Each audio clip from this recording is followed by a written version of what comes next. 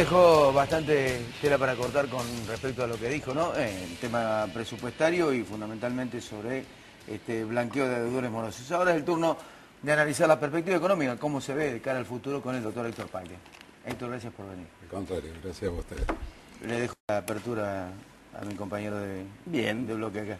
Un poco por lo que se dijo antes, parece que acá estamos condenados al éxito, porque tenemos una super soja, tenemos todo bien, pero la realidad es que es bastante más complejo el escenario que se viene. ¿Qué opina? Sí, a no dudarlo, es decir, Argentina está dentro de ese lote de países en los cuales este cambio de reglas de juego que se están produciendo paulatinamente, pero sin descanso en la economía mundial a partir de la crisis del 2008, y está siendo beneficiada por esto. Lo que uno dice, qué lástima que no nos tomen otra posición y con otra predisposición de su dirigencia para aprovecharla, maximizarla y hacerla sustentable en el mediano y largo plazo.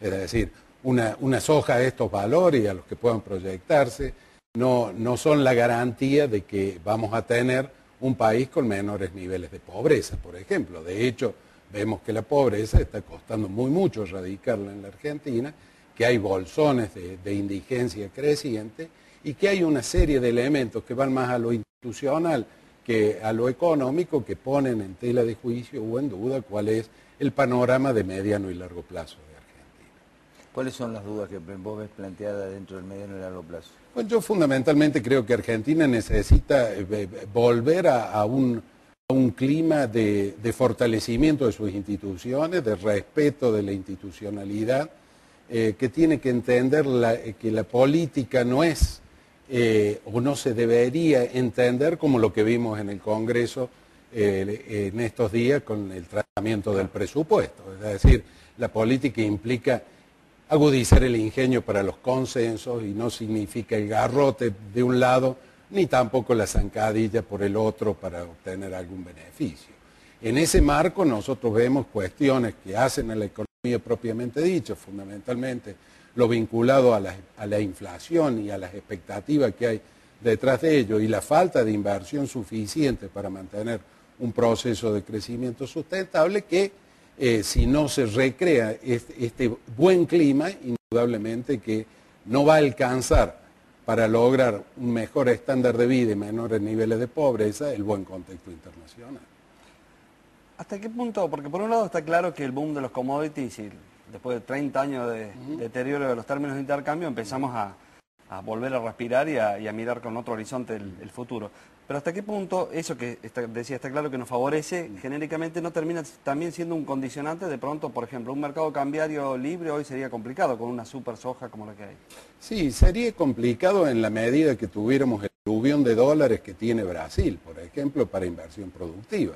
Argentina, vaya la paradoja, en este clima de incertidumbre política, ha logrado frenar el ingreso de dólares, no de dólares golondrina, de dólares que vinieran a proyectos de inversión, pero indudablemente que esto no puede ser tomado con beneficio de inventario. Este es un problema que Argentina tendría que podría encararlo si realmente reacomoda fundamentalmente en la economía su sistema de precios relativo y blanquea una situación de hipocresía en donde hablamos de índices de inflación que no son tales, hablamos de pautas inflacionarias en el presupuesto que no son tales y que desvirtúan absolutamente todo. Miren, cuando el Estado o cualquier poder quiere arrogarse la potestad de establecer el sistema de precios relativo en una economía, tarde o temprano cae en una crisis. Entonces eso es lo que hay que evitar. Bueno, Néstor decía una cosa cuando estaba César hace unos minutos que es muy interesante, es decir, los presupuestos generalmente nunca han sido claros ni nunca han tenido un estándar de credibilidad ajustado a la realidad, nunca.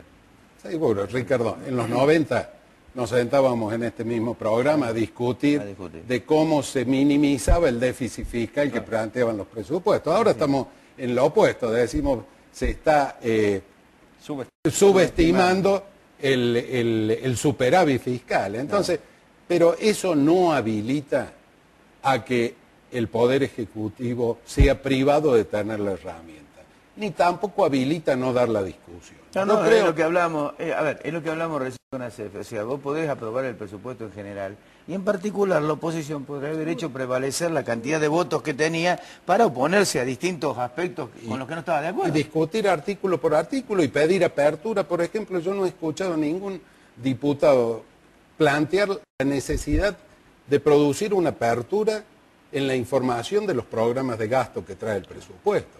Porque ahí nos vamos a encontrar con muchísimas sorpresas, no propio de este gobierno, o sea, desde la restauración democrática hasta aquí, programas que se superponen, que tienen doble finalidad, que no llega al destinatario para el cual está enunciado en el presupuesto. Esa es la discusión que deben dar nuestros legisladores. Ahora, si la discusión pasa por esconderse detrás de la cortina para no dar quórum y producir algún impacto político, o producir alegremente denuncias sin tener lo suficiente fundamento y producir la discusión que es necesaria, indudablemente que es muy pobre el rol que cumple el Congreso en esta instancia.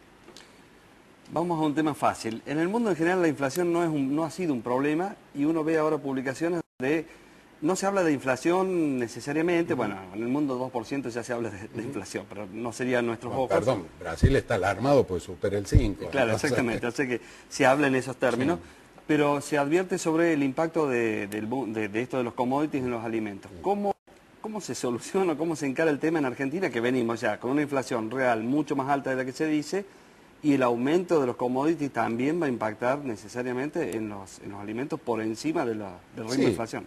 En Argentina hay ciertas particularidades. En la Argentina no se consume mucha soja y esto no impactaría tanto. Hay que ver qué pasa con trigo, fundamentalmente con trigo por la incidencia que tiene en la harina. Pero el problema más grave es poder aprovechar esta potencialidad de los productos de los commodities y desmontar toda la espectacular maquinaria de subsidios que el gobierno está tratando de desmontarla, no la puede desmontar y si lo hace de golpe o vía shock, produce un salto inflacionario impresionante. ¿Qué estoy diciendo? La quita de subsidio a los consumos domiciliarios de gas, la reducción de los subsidios a los consumos eléctricos residenciales, los subsidios al transporte. El espectáculo que estamos viviendo con el Cospel hoy en Córdoba es paradigmático, es decir, un poder concedente que no logra acuerdos políticos para fijar un precio razonable del Cospel y que está por optar en socializar el problema, es decir, vía un subsidio que lo paga quien usa o no usa el transporte, quien lo usa con mayor o menor intensidad, va a tener que pagar a través de sus impuestos un subsidio para que el sistema de transporte siga funcionando. Volvemos a lo de recién. Los precios relativos, si usted quiere subsidiar precios para sectores carecientes o promoverlo, hágalo vía del presupuesto, pero no distorsionando el sistema de precios porque realmente no puede planificar en una economía. Héctor, decíamos al comienzo del programa que en la reunión del Grupo de los 20 Estados Unidos está presionando para que los países industrializados revalúen las monedas, para que de alguna manera esto contraste entre el déficit que tienen precisamente esos países con el superávit que tienen los países emergentes. Es decir, que están pretendiendo de alguna manera que la crisis de ellos la terminen pagando los países emergentes. ¿Cómo lo ves? Como tal, es decir, yo creo que el mundo desarrollado todavía no ha terminado de desandar un proceso de crisis muy importante. Lo de Europa todavía quedan muchos capítulos por develarse.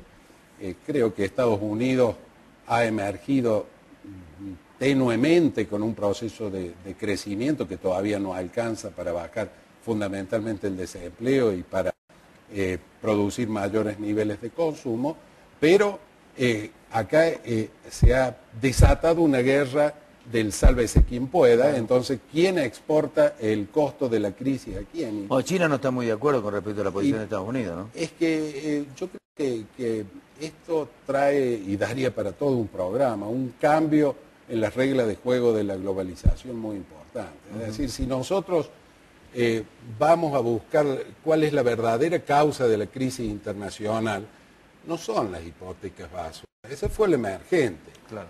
Fueron los costos de la energía, es decir, un barril de petróleo a $147 ya cambió las reglas de juego. ¿Por qué? Porque con costos de mano de obra barata en China y costos de transporte, porque la energía era barata en China, convenía exportar puestos de trabajo hacia China y traerlos al mundo desarrollado ya manufacturado. Esa ecuación dejó de funcionar cuando el petróleo tocó 150, 145 dólares. Y el petróleo bajó en plena crisis, bajó a niveles de 30 y pico, 40 dólares, pero inmediatamente se ubicó luego en el rango de los 80. Entonces, ¿cuánto costaría hoy un barril de petróleo si los países industrializados empezaran a crecer a una tasa del 2,5 o 3% anual? Entonces, esto yo creo que hay que analizarlo, hay que estudiarlo muy a fondo y va a haber que aceptar que la globalización, como estaba planteada, ya cumplió una etapa y tiene que entrar en otra etapa totalmente diferente. Última pregunta para el cierre usted. ¿Qué opina de vudú? No es fácil la pregunta. Mire, yo quiero tomar, y usted me lo pregunta por lo que dijo respecto a la inflación. Quiero ser bien pensado, quiero pensar que es una humorada. Porque si un ministro de Economía dice lo que dijo, le está tomando el pelo a todos los ciudadanos. Le está tomando el pelo a los que más sufren, a los que tienen menores niveles de ingresos y a los que más sufragan el gasto público del Estado con el impuesto inflacionario y con los bajos salarios. Entonces, tomémoslo como una humorada. No me cabe duda que una expresión tan poco feliz en cualquier parte del mundo no lo tendría hoy en Seúl junto a la presidenta. No, pero lo llevaron para que no hable, ¿eh? Lo llevaron para que no hable allá. Ojalá sea así. Ojalá sea así. Creo que la vida de Vudú es... Sirvió para algo, sirvió para algo. Ya dos ministros importantes del gabinete. Bueno, creo que por esa razón le queda poca vida. Y Aníbal Fernández ha reconocido que hay inflación en la Argentina. Héctor, gracias por venir. Nos volvemos a encontrar el sábado. Señores, esto fue Objetivo, la otra forma de ver la economía. Nos encontramos el próximo sábado aquí por Canal C de Cablevisión. Chao, buen fin de semana.